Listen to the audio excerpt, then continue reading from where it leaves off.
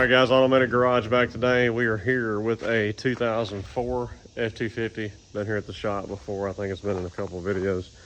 I got a video sent to me of a fuel leak. Very poor quality video, so I'm not going to show it to you. But I'm going to turn you around here and we'll show you what we got leaking. It's going to be a simple fix. I thought we'd make a quick video on it. Hopefully I have here what it takes to do it, but we'll find out here in just a minute.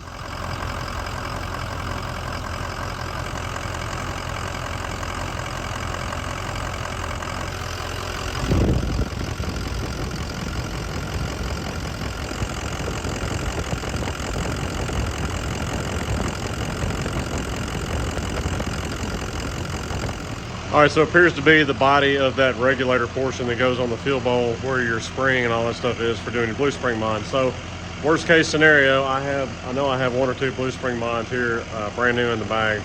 And if we have to, we'll just have to charge them. It's like 30 something bucks for a blue spring mod. So we'll just use that, which that'll have all the gaskets. It'll actually have the new outer body portion to put on there. We'll throw it on there, it'll fix the fuel leak. So let's get after it. So we got our blue spring kit that I knew that I had sitting in there. There's the actual blue spring. There's your Atlas part number. If you want that one, use that one a good bit, it works fine. So as I'm looking at this, my eyes can't help but be drawn to this. What is going on? I guess you all can probably take a good guess at what is in this bottle. I already relieved the pressure. But it does not smell anything like coolant because it's not. It's straight water. So why is he running straight water in here? And do we have a head gasket problem, or is this just simply because water has a much lower boiling point than a 50-50 mix? I don't know. This truck is studded, not by me, but it was studded when I started working on it, I guess a couple years ago when he brought it to me some, but it hasn't been here in a long time. So I don't know what the story is with that, but we'll address this first and then ask him about that. Also, I mean, come on, man. Let's just suck freaking dirt and crap straight up into the motor. And I just saw this. If I could get my hand down here, there's part of what we're looking for.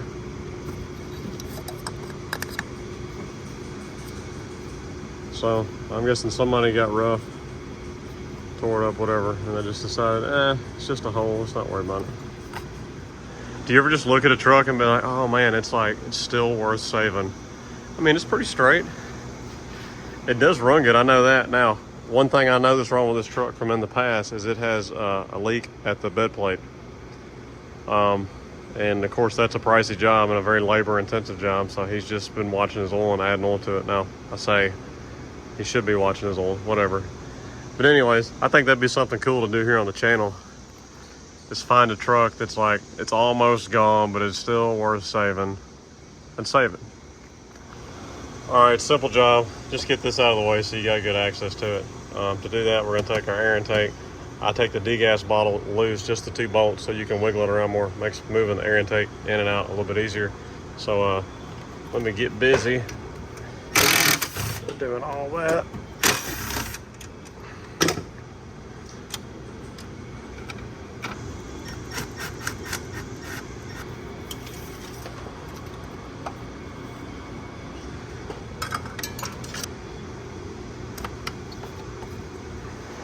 Check this out. That's mint. It's really nice. I'm sure it's breathing really well.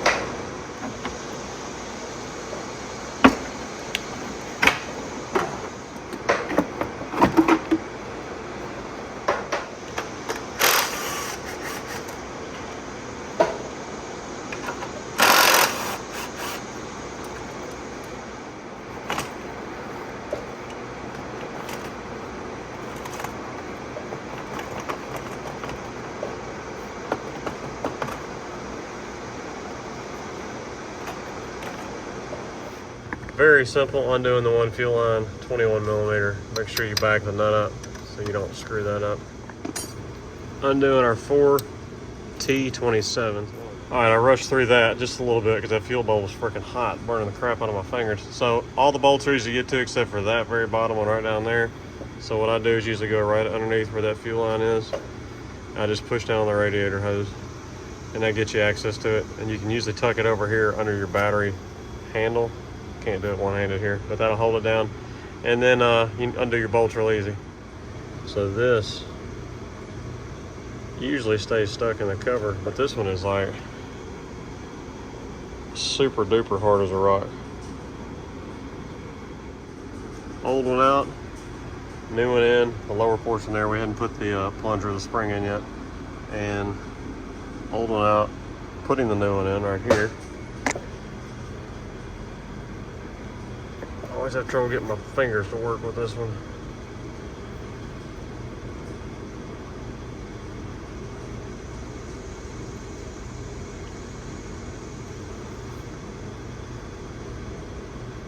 All right, that's in. I don't think this had the blue spring mod. Now the spring's not always blue. It could have been blue. Usually you'll see some remnants of it if it was, but whatever. We know it's gonna have it now. All right, comes with the new little body here for the housing. We got our new gasket in it. Only thing we have to do, where'd it go? We gotta take the backing nut, adapter, whatever, out of this one, which just has an O-ring back here. And then we have that O-ring there, which is also in our little kit. But I'm gonna get this one off in the vise. All right, we are all back together. Last O-ring to put on is for your drain right here. All right, we're all together. I primed the pump 3 times, let it sit here. Nothing's leaking at all. We sprayed all this whole general area off with brake cleaner, got all the residual diesel fuel off of that. I want to put the charge air pipe on. I'm going to call them about that. I actually just fixed a vacuum leak off camera because when I was doing the pump, the vacuum pump just kept running non-stop, which was your heater bypass valve. Not bypass valve, but you know what I'm talking about. The thing on the heater hose there. I'm at a loss of words right now, but it was broke off, so I fixed that. I want to ask him about this and tell him not to run straight water for 1, and 2, see if he would like me to flush it. I mean, maybe I need to drive it and see what the oil temps are. I wouldn't be surprised if all that rust is stopping the oil cooler up now. So anyways, I'll pick up with y'all here in a second. All right, we're all back together. We cleaned our air filter. It looks like it's been run over, but hey, it's clean. The inside of it actually doesn't look that bad. So you can see where my head's going with this here. We're getting ready to check our head gasket status. Basically, we're gonna go drive this thing, dog it a little bit, and see what our coolant pressure gets up to, how much it's pressurizing the system. I gotta put those 8s back in, I just realized that. But anyways, we'll put the cover on this, put those 8s in. We're gonna crank it up, drive it, and see what happens with it. And I wanna do that before I put any coolant in it, because what he just told me was, I said, hey, why are you running straight water in this? He said, because I can't keep coolant in it. I said, is it leaking? Do you see it leaking when it's running or sitting or anything? He goes, no, it's never leaking any. Well, if you look around that bottle there, where's it going? It's getting pushed out this cap. So, like I said, this is studded. It doesn't mean anything. Did they do a good job? Did they use good quality gaskets? How hard has the truck been dogged? I don't know. There's a lot of factors that come into play here, so let's see what it says. All right, we got our head gasket tester 3000 hooked up here.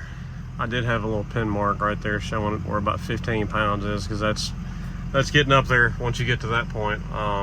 Anyways, we got our oil temp, coolant temp, thick and main voltage pulled up. This thing's got a little bit of a miss every now and then that I feel. Feels like an injector, but we'll cross that bridge later. We got bigger fish to fry right now. So anyways, we're gonna go drive it. We're gonna dog it just a little bit. We're gonna see what our pressure gets up to. If we start climbing over about 12, 13, then we know we're starting to get a problem. And once it hits 16 pounds, it's gonna start blowing coolant out of the cap. So if we're hitting 15, 16 pounds and the cap's doing its job out there, it's gonna start blowing coolant out.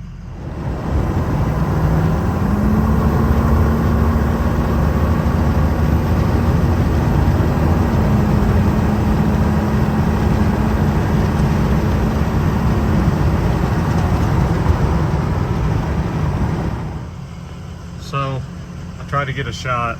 That was a pretty hard pull, and it was right there in that 15 PSI range. I really don't think, it might be on the border or have a small leak. I don't think it's anything extreme right now, but that's bothering me there.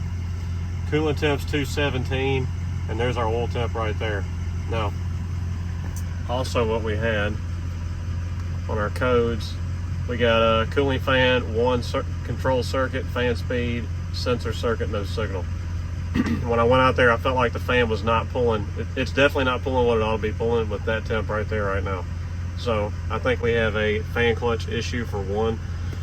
We may have an oil cooler issue also, but I'd rather resolve the fan first, drive it again, put the correct coolant in it with a new cap. That cap looks like it's leaking a little bit. We'll do all this over again and go from there. All right, so getting to your fan's really easy. Undo your radiator mounts, undo your 8mm that go into your fan shroud right here at the top on each side. Get your wire harness loom out from underneath here so you can pull your radiator back enough, which usually your fan shroud stays together, but this one's already been broken. And once I looked at this, I was like, oh, it's not plugged in. I was like, oh, where's the wires? Oh, here they are. They're all chewed up because somebody probably didn't run it right, the loom right the last time around, and let it get all chewed up in the fan, which a lot of times you'll have all kind of crazy stuff happen when this happens. You'll have transmission codes, you'll have your gauges on the dash doing weird stuff whenever this gets shorted out. Maybe it's just because it was a clean break and just broke it all together, but that's why we had the fan speed, fan circuit codes. So what we're getting ready to do next is spin our nut off that holds the fan clutch to the water pump snout right there. You gotta take this loose, your rearmost fan shroud, so pull the rest of your other fan shroud out. And then you got 4 15mm. You got one there. Where's it at? One there. And the corresponding on the bottom, same place. And then this is loose, and you can slide it forward and get enough room to get to the snout there. All right, I'm gonna do my best to video this. So you put your air hammer on there.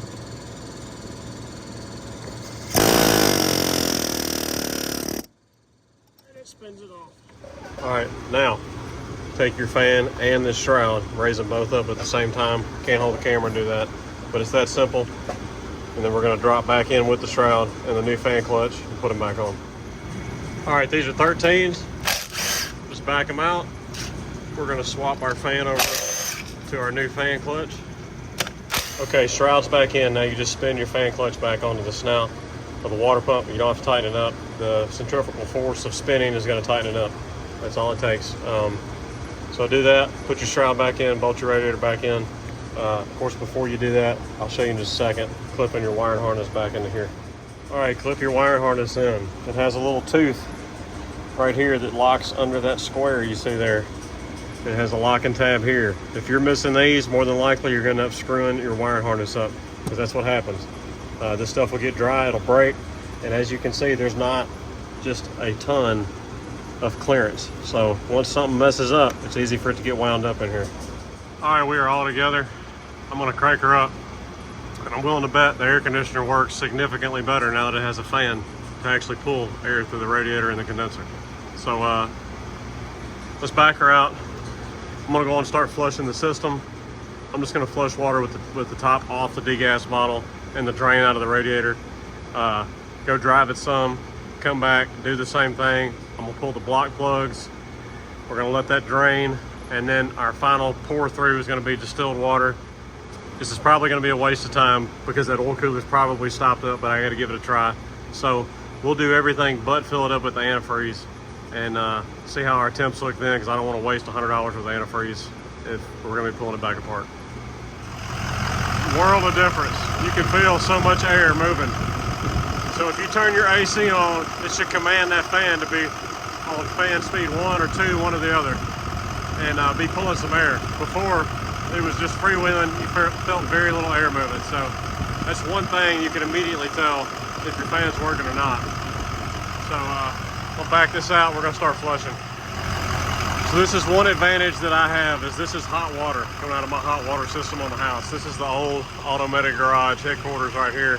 And I have a garden hose down here that has hot water to it. So I can flush and know that the thermostat stays open, and that I'm not putting cooler water in here that's gonna keep the thermostat from being fully open. Because, I mean, you don't wanna put your hand underneath it, it's so hot. So the thermostat's open. So I've just been flushing the degas bottle, letting it shoot out here for a minute. I know there's junk in here. Now I'm gonna open the radiator drain. I'm gonna let it drain out of there. We're gonna do that for a while. I'm gonna run the RPMs up some and all that. I'm gonna put the drain back in. I'm gonna go drive it. I'm gonna come back. I'm gonna flush some more. I'm gonna take the block plugs out. I'm gonna flush some more. Put the block plugs back in. Well, flush it with distilled water with the block plugs out. That lets you know that there's nothing in the system. Whatever little residual will be left in will be nothing but distilled water for you to mix your antifreeze with, knowing that you don't have anything with minerals in it. Well, the results are in. I hadn't even pulled out of the driveway yet. Our engine oil temp is 198 and our coolant's 185, so we already got a 13-degree delta. The truck's not under a load, not driving hard, nothing. So I'm gonna go make our little, whatever it is, about 3-mile trek around the loop here, and I'll show y'all what it is then. But hey, the air conditioner's cooling great, so we're one step further, and our coolant's in check right now, which is great also. So now we just got a engine oil cooler issue.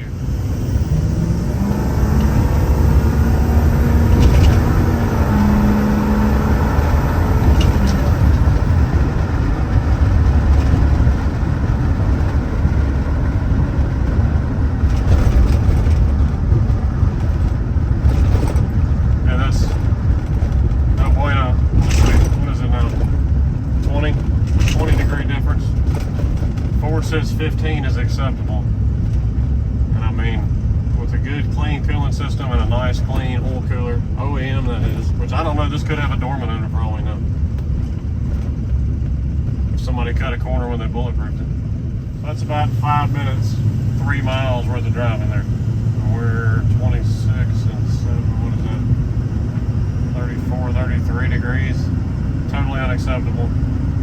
So she's due for an oil cooler and a whole lot more flushing before we even put an oil cooler in it. So I'm going to call him and tell him that. We'll go from there. Yesterday, I put the VC9 in the 6.0 here, and we went and took it on a spirited drive. Had to run and pick a barrel up to put some more used oil in. Did that in this, so we got a good run through it. So now we're going to hook it back up to our hot water hose. We're going to pull our block plugs. We're going to flush all this VC9 out of the system really good. And our final flush with that is going to be pouring distilled water through it and knowing that we have nothing in the system but some residual distilled water, so that when we put the new OEM Ford Motorcraft oil cooler in here, which we are doing that now after seeing the video, there's no salvage in this one. And I'm willing to bet this isn't an OEM one. We're going to find out though. Y'all tell me below what you think it is before we get there. We'll say it's a Dorman. Anyways, we're going to get busy doing that. Oil cooler made it here yesterday from Full Force Diesel. I'll show y'all the block plugs pulling them out. I have a very detailed video on doing a flush on one of these. This is the key element in doing this right. Getting your oil cooler to last is cleaning everything out of the system as much as you can, especially when you've been doing something as stupid as running straight water through this motor, letting everything rust, and all that buildup in the block is constantly getting circulated through there, and it finds one place to get stopped up, and the smallest passage in the whole thing is the oil cooler. So let me get busy with these block plugs. I'll show y'all that. I'll show you a way to cheat over on the passenger side if you don't want to pull the starter and get to that block plug. There's something else you can do almost as good as doing the block plug. I'll show you that. Let me get busy. So oftentimes more than not, I hear people saying, oh, you know, when I flushed mine, all I did was the driver's side block plug because I'm not taking the starter off and blah, blah, blah on the passenger side. Well, whatever. If you want to be lazy, be lazy. But another way to be lazy that's not near as bad is take your block plug. Take your block heater right there out. So that's only about, I think it's about 1.5 inches higher in the block than the actual block plug is that you can drain from. So in my viewpoint, it's almost as good as flushing it. So now another thing I noticed when I was getting ready to pull this one, because the other reason I like doing this is you have the starter still enabled, so you can crank the truck up and let it actually push some coolant through here instead of having to only flush it with the engine off. So you're putting enough water in here with a garden hose that it's not going to run out of water, but you can sit here and circulate and push stuff out of the block and have a better chance of actually flushing some crap out of the block. But you're going to take this one out and look at there. That dude is dripping. So let me get my socket. We're going to look at the O-ring on it. So there's another source of a coolant leak right there. All right, so I wanted to go on and get the block plug loosened up on this side so I could have both of them ready to pull out. Went to do this one, and it's all nice and rounded out on the inside there already. So some idiot had tried to undo this before or put it back in with the wrong one or whatever. So it's nice and rounded off for someone like me who is actually going to use the appropriate tool for the job. But this is a T50 Torx is what I actually found that was a tight fit, wouldn't even fit in there. Drove it in there with my hammer, so it's in the block plug now, and I got it broke loose. But sometimes you run across this, somebody's screwed something up, so just do what you can to overcome it, get it out. We'll put a new one in. This actually looked like it was trying to weep, maybe just a little bit also. So maybe we find both of us coolant leaks getting out here doing this also. As far as the block heater over here on the other side, I believe it's 1.25 inches. Yeah, 1.25 inches is what it is. I'm gonna break that loose. We'll get both these out, look at the O-rings on it, and then finish flushing this up and get a new oil cooler, a fresh oil change, and fresh coolant in it. So if you look at what our VC9 did for cleaning the block up, that container was pretty clean. I mean, I wouldn't have wanted to eat out of it, but it was pretty clean. So that's what we have coming out of it here, and that was straight water with the VC9, and I'd say I probably had the truck running for about 30 or 40 minutes. I probably drove it about 15 minutes of that. So circulated it through there good, and that's what we got. So. All right, we got both of our block plugs out. The plug is back in the radiator right now, so we make sure we don't run anything dry. Hot water running through it, so we know we got the thermostat open. We're gonna do this for a few minutes. I'm gonna rivet up some. I'm gonna take the plug back out of the radiator, flush it a little bit, just make sure we got all the VC9 out of the system. We're gonna pull it back up to the shop then right after that. We're gonna pour some distilled water through it, let it run for just a second while we pour about 4 gallons in, make sure we got everything flushed out, no garden hose water left in it, and then we'll start pulling it apart and throwing an oil cooler in it. All right, we're gonna get busy pulling our oil cooler out now. I'm gonna put y'all on time lapse. We'll catch back up with the oil cooler on the bench. I'll show y'all actually replacing the oil cooler itself, and then we'll throw it back in and we'll have this job done.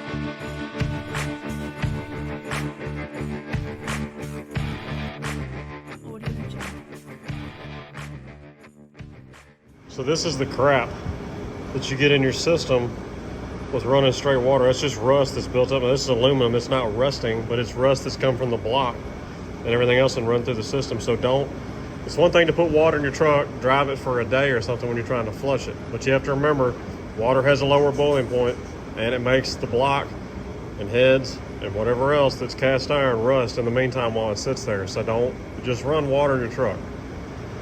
It's created this whole problem with this truck for him having to have an oil cooler. All right, on to the oil cooler, the messy part. So you got the big bolts here. It's a T47 for the big ones here.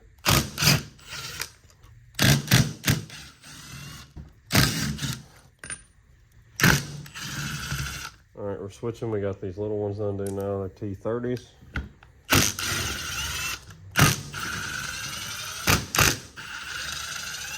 I missed one of the big ones right there.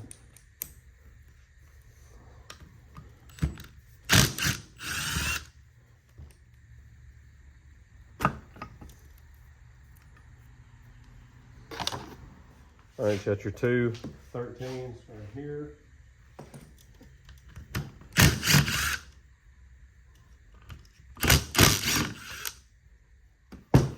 You got two more 13s right down in here.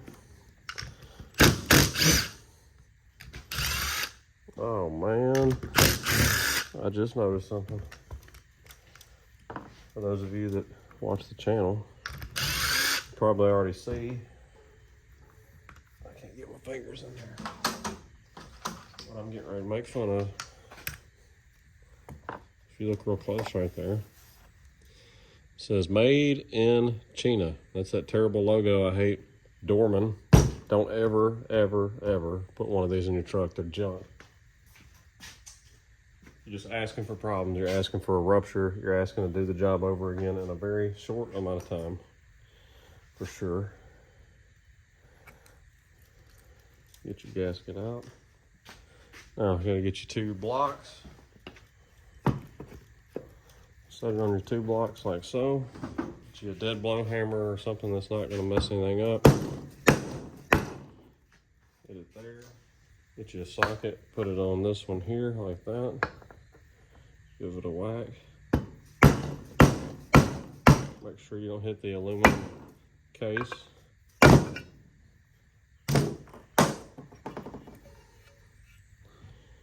Take this and throw it somewhere. Now it's time to clean all this up. I'm not gonna do that on video.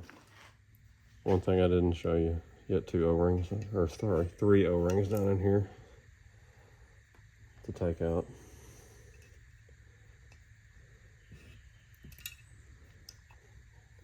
And don't forget this one, and don't forget it when you put it back in.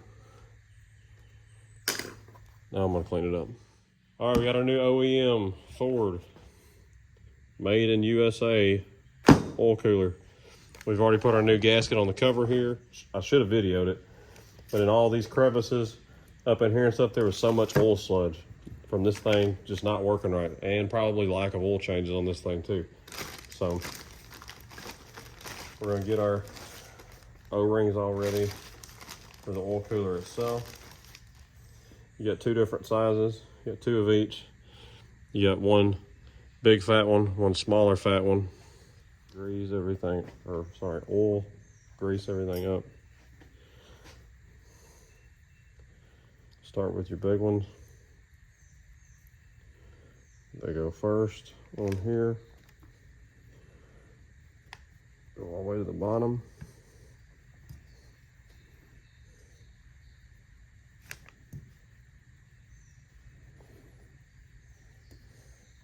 That's one reason you grease them. You don't want to nick them. You don't want to cut them.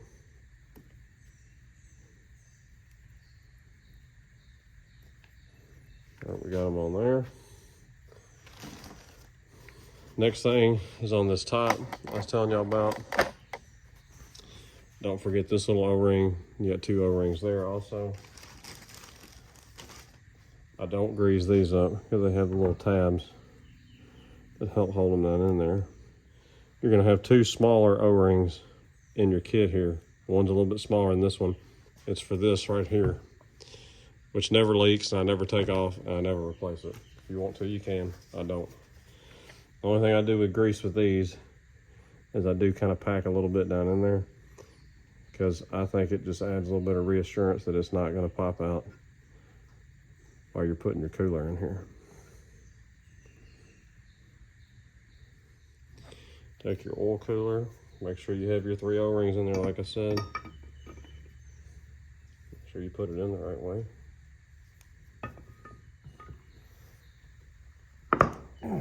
Just push down real hard. That's why you grease everything up real good, so they slide in, you don't cut them. Take your two bolts. Just took out the bottom right there. I can't put my finger down in there.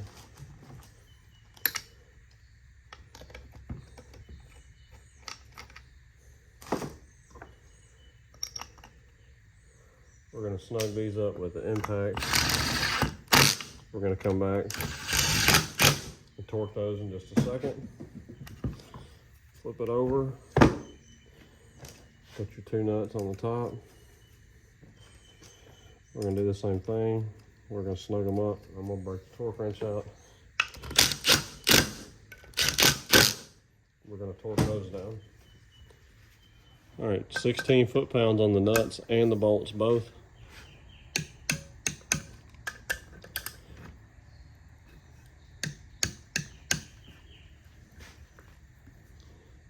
Flip it over, get your 2 bolts.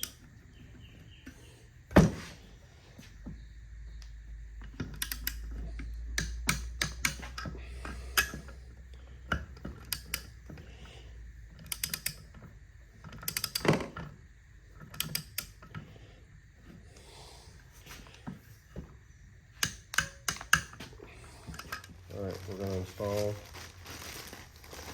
our gasket on the bottom of the upper section here. Same things as the others. Make sure you seat it in there good. All right, we're putting our other gasket on the upper portion, right down here. All right, make sure everything's clean, make sure there's no debris, make sure your gasket mating surface is good, make sure your gasket's not hanging out anywhere, and then put it on.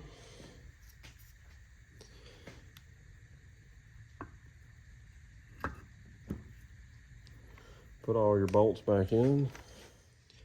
All right, you can do what you want, and you can look up the torque spec for this. I go to 89 inch-pounds. That's the one I've always used. There's arguing stories on what to torque these to. You can torque them too much, they can strip out, they can break. So, your choice. I just go 89 inch-pounds, just on the big ones. The smaller ones, I just go till they feel good, because it's very easy to strip this out, because they're all just self-tapped.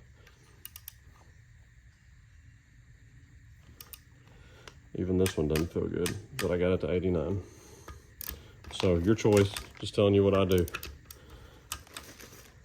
Put your new O-ring on here for your oil filter housing. So here's what we're going for when we're cleaning everything up. You want this well nice and clean and all cleaned out. We did the same thing under here. That's our new screen we put in. Of course, I spray everything down while I'm doing this because I want this to look nice and clean. We cleaned our EGR cooler up. I pressure washed the intake. I pressure washed our oil cooler assembly there. It's all cleaned up. There's the intake, pressure washed it.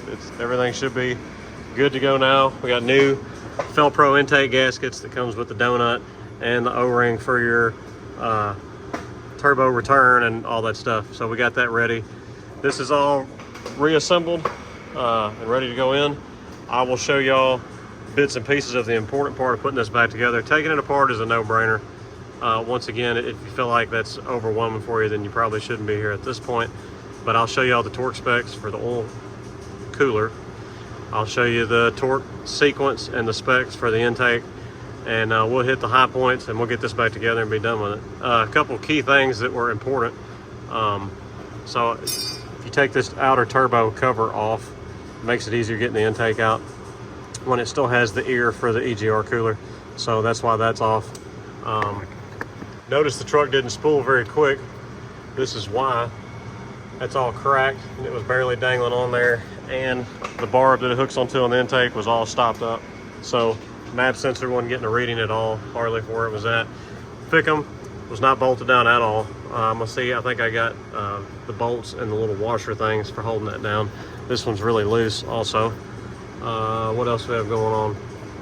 I think that's the only oddball stuff I had. Didn't look at the build date on this, but I noticed the wiring harness had been modified to hook the ICP sensor up here instead of being back there on the oil cooler, or sorry, on the high pressure oil pump. So this must have been an early 04 originally, probably had a motor put in it. This is over 250,000 miles in this truck, I believe. Missing a couple turbo bolts, noticed that. Anyways, let's get busy, let's get back together. All right, we got our oil cooler in, torqued to 18 foot-pounds. That's all ready to go. Get the EGR cooler back in, new hose and new clamps on it. It still had the original slip style fitting that just slid right off of the EGR cooler. So that was another source of a leak, I'm sure, because it was not tight fitting anymore. We got our intake in, everything's finger tight. Take note of your intake bolt layout, of course, so you can put everything back the way it goes. I'm going to torque this now to 100 inch-pounds. I'll post you the torque sequence right here. Follow it. I usually go through it twice just to make sure everything's right. we'll pick back up once I have everything back together pretty much. This is the only two key things I was wanting to talk about, is torquing that, torquing this. Everything else self-explanatory. So we'll catch up with y'all when we're cranking this thing up. So we're all together. I was under the truck putting the drain back in the radiator, getting ready to fill it with coolant. And I sit here and look at this hose, and A, it's rubbing on the steering. B, it's rubbing all over the steering box right here where the arm comes down. And if you look right here, it's hard to tell, it's got the covering on it, but it's damn near kinked in two. I called him and he's like, yeah, my guys just put that hose on there the other day. So they threw, I'm pretty sure this is a two-wheel drive hose, I believe. Anyways, they're sending me another one, so we're gonna throw a hose on it and we'll be ready to put the coolant in it and crank her up. But thought that was a little bit entertaining there. All right, that looks much more better. Not rubbing on nothing. Who in the world would have thought that was right and put it on there? Anyways, new clamps, new hose, we're good to go. Let's fill it up with coolant. All right, we're filled up with motor oil. We got our ELC coolant in here. Everything should be good to go. We're gonna fire her up.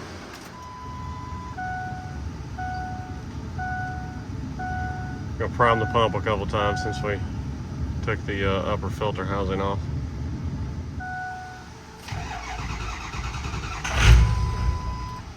Come on now.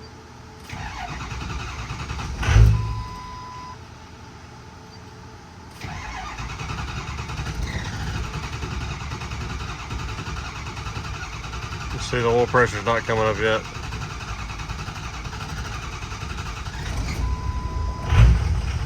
There it is. Had to finish priming that well up where the oil cooler is, which I do pre-fill it some. I don't fill it all the way up. Let's get here and check for leaks. So we've been driving it, putting it through her paces. Been driving her pretty hard, and oil and coolant temps are staying right there in check together, even when you do a pretty good pull.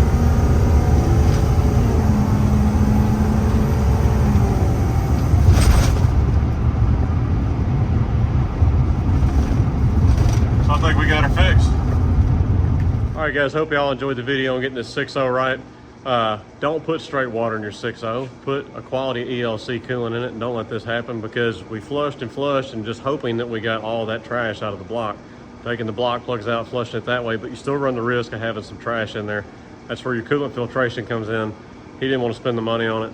I can stress something all I want. If they don't want to spend the money on it, we don't do it. Anyways, check out our other content on the channel. Lots of Powerstroke content, Cummins and Ford stuff here on the channel. Check us out at automaticgarage.com, Facebook and Instagram.